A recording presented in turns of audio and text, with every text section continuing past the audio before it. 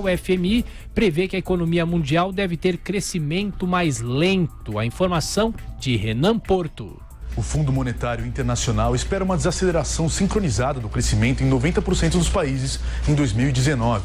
A informação foi anunciada por Kristalina Georgieva nesta terça-feira, no primeiro discurso como diretora da instituição.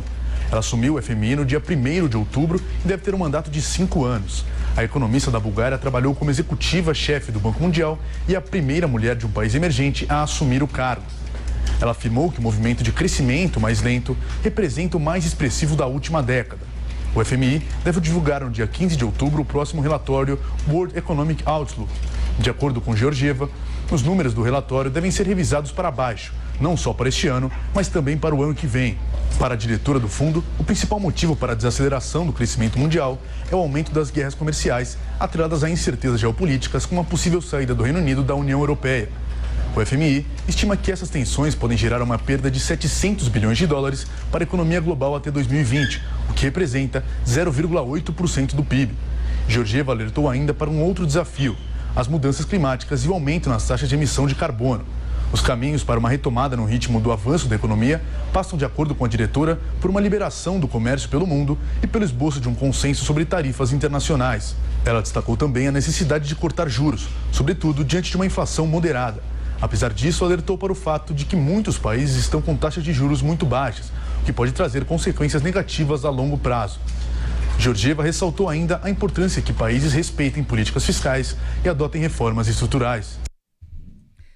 A projeção é de um crescimento muito fraco da economia mundial mesmo, uma desaceleração mais acentuada em algumas economias, se cogita inclusive possibilidade de recessão na Alemanha, recessão no Japão, são duas economias de peso. A gente tem acompanhado os indicadores dos Estados Unidos, que têm mexido muito com o humor do mercado financeiro, também apontando para uma desaceleração. Agora é uma situação atípica nos Estados Unidos. A gente vê essa desaceleração que preocupa, gera inclusive especulações quanto à possibilidade de a economia americana entrar em recessão, mas por enquanto ela segue muito bem, inclusive com índices baixíssimos de desemprego, mas se espera inclusive que o Federal Reserve reduza mais os juros exatamente para fazer frente a essa tendência de uma desaceleração mais forte. E no mundo todo a gente tem essa política de juros dos bancos centrais sendo implementada para tentar fortalecer o crescimento das economias em geral e talvez assegurar um desempenho melhor da economia mundial. Aliás, a OMC também reduziu, diante desse cenário, as projeções quanto à expansão do comércio, e aí a gente tem a guerra comercial entre China e Estados Unidos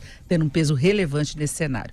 Agora, fraqueza de atividade econômica também está ajudando a segurar a inflação. Inflação aqui no Brasil. Nós tivemos agora há pouco a divulgação pelo IBGE do IPCA, que é o índice oficial de inflação, e veio com deflação, variação negativa no mês de setembro, queda de 0,04%. Na composição, a gente percebe que tem um impacto, sim, dessa questão da fraqueza da atividade econômica, que não dá muita margem para reajustes de preços. Uma das quedas foi de artigos para residência, menos 0,76%, e na composição nós temos os eletrodomésticos com variação negativa. Pode ter até uma composição melhor em relação à matéria-prima, mas o fato é que houve essa queda. E a alimentação, que vem jogando muito a favor, até por uma boa safra aí de produtos que tem maior peso na formação do índice. A alimentação veio com deflação de 0,43%, claro que é uma média de preços, tem produtos alimentícios em alta e a gente percebe isso, mas inclusive nós tivemos alimentação no domicílio com queda de 0,7%,